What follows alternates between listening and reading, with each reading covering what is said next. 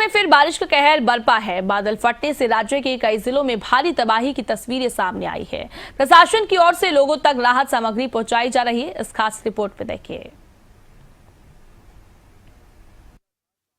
भारी तबाही मचा दी है।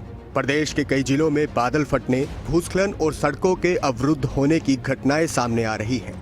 चमोली जिले में भारी बारिश के बाद आई बाढ़ से तमक नाला का पुल बह गया, जबकि ज्योतिर्मठ मलारी हाईवे, थराली के कोटदीप, बद्रीनाथ राष्ट्रीय राजमार्ग समेत कई मार्ग अवरुद्ध हो गए हैं।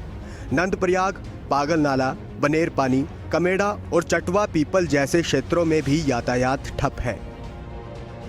मूसलाधार बारिश का कहर, बादल फटा, भूस्खलन से जनजीवन बेहाल। उत्तराखंड के कई जिलों में तबाही, चमोली में बाढ़ का तांडव, आसमान से बरसी आफत, पहाड़ों में फंसी जिंदगी। जोशीमठ से आई भयावह तस्वीरों ने लोगों के दिलों में डर बैठा दिया है। ये भूस्खलन के कारण एक पहाड़ का हिस्सा अचानक टूटकर गिर पड़ा, जिससे भारी नुकसान की आशंका है। चमोली जिले में तमकलोंग का महत्वपूर्ण पुल तेज बहाव में बह गया। ये पुल मलारी और नीति बॉर्डर को जोड़ने वाला एकमात्र रास्ता था। पुल के बह जाने से क्षेत्र के 15 गांव का संपर्क पूरी तरह से टूट गया। जसपुर क्षेत्र के ढेला नदी का जलस्तर धीरे धीरे बढ़ रहा है, जिससे क्षेत्र में बाढ़ जैसी स्थिति पैदा होती नजर आ रही है।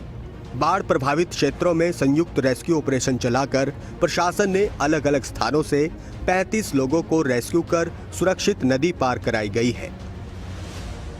मुख्यमंत्री पुष्कर सिंह धामी ने आपात बैठक कर सभी जिला अधिकारियों और वरिष्ठ अधिकारियों को सतर्क रहने और आपसी समन्वय के साथ राहत कार्य तेज करने के निर्देश दिए हैं। प्रभावितों को तत्काल 5-5 लाख रुपए की सहायता राशि दी जा रही है। साथ ही राशन और आवश्यक वस्तुओं की आपूर्ति सुनिश्चित करने को कहा गया है।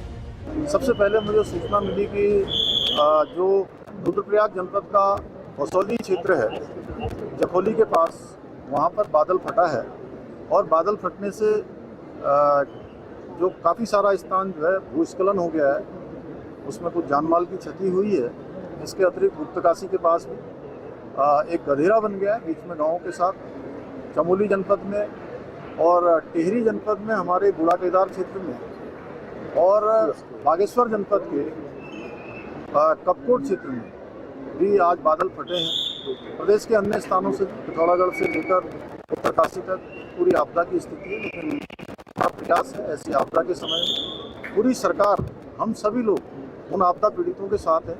आज हमने समीक्षा की है, हर संभव सभी को सहायता करने के लिए कहा है। राहत बचाव कार्य को तेजी से करने का और रिस्पांस टाइम कम से कम हो, उसके लिए सभी जिलाधिकारी, SDRF, NDRF सबको अलर्ट मोड में रखा गया। सभी टीमें मौके पर पहुंच गई हैं, सहायता और बचाव के कार्य किए जा रहे हैं।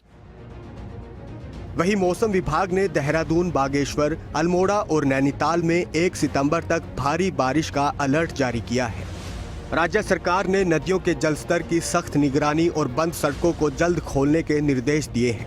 वहीं उत्तराखंड के मुख्य सचिव आनंद वर्धन ने बताया कि आगामी 3 दिनों के लिए बारिश के अलर्ट को ध्यान में रखते हुए CM धामी ने सभी टीमों को सतर्क और सक्रिय रहने के निर्देश दिए हैं। उन्होंने संबंधित अधिकारियों से वर्तमान स्थिति की जानकारी भी ली। वरिष्ठ अधिकारियों के साथ वीडियो कॉन्फ्रेंसिंग के माध्यम से बैठक की है। यहाँ पे शासन के उच्च स्तर के अधिकारी भी थे, DGP भी थे। उन्होंने ये निर्देश दिए हैं कि अभी आगामी 3 दिनों में अलर्ट्स हैं बारिश वगैरह के, तो पूरी टीम सभी ग्राउंड लेवल तक की, तहसील ब्लॉक तक की, मतलब जिले से लेके ब्लॉक तक की सभी टीमें अलर्ट और एक्टिव रहे। और उन्होंने सारे जिलाधिकारियों से, SP से, कमिश्नर से वर्तमान स्थिति की फीडबैक भी ली और ये भी कहा कि जो भी उनको शासन स्तर से, विभाग के स्तर से जो भी सहायता की आवश्यकता होगी वो इमीडिएटली उनको प्रोवाइड की जाएगी। उत्तराखंड इस समय एक बड़े प्राकृतिक संकट का सामना कर रहा है और सरकार हर स्तर पर राहत कार्यों में जुटी हुई है। उत्तराखंड आ रही प्राकृतिक आपदाओं का असर प्रदेश में जारी 4 धाम यात्रा पर भी पड़ता नजर आ रहा है। कई तीर्थयात्री प्राकृतिक आपदाओं की वजह से अपनी यात्रा को कैंसिल कर रहे हैं।